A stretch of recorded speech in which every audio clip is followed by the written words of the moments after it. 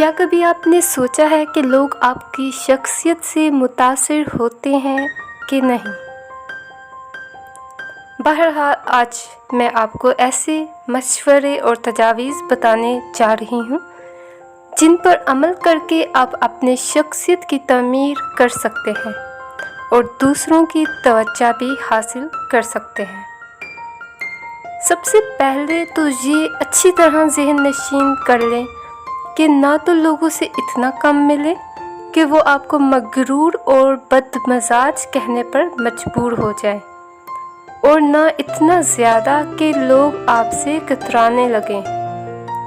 اعتدال پسندی اختیار کیجیے اور توازن رکھیے۔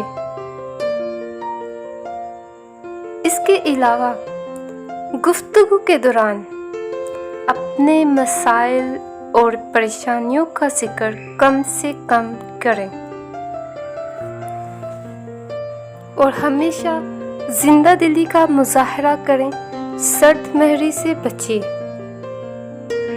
اس بات کا علم بھی ہونا ضروری ہے کہ اچھائی یا برائی کا انحصار زبان میں پوشیدہ ہوتا ہے، لہٰذا سامنے والے کی طبیعت اور ذوق کے مطابق گفتگو کرنے کی کوشش کیجیے اور مخاطب کی بات کو اہمیت دیجیے۔ اس کے علاوہ اگر آپ غیر ذمہ دار مشہور ہیں تو اپنے اوپر سے اس لیبل کو ہٹانے کی کوشش کریں۔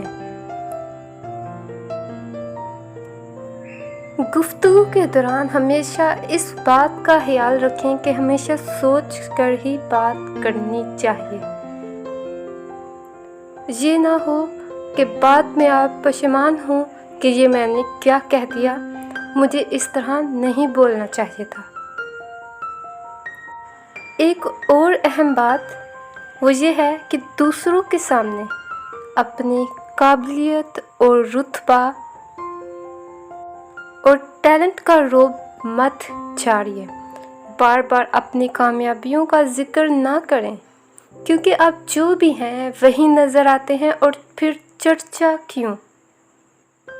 اس بات کا بھی ہمیشہ خیال رکھیں کہ آپ جس عمر کے لوگوں میں یا محفل میں ہوں ان سے ان کی عمر کے مطابق گفتگو کریں۔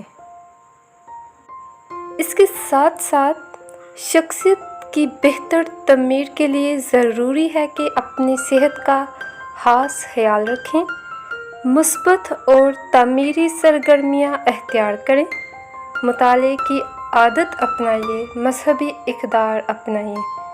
یہ چھوٹی چھوٹی باتیں ہیں جو بظاہر آپ کو ایک اچھا انسان اور اچھی شخصیت کا مالک بنا سکتی ہیں، بس ضرورت ہے عمل کی۔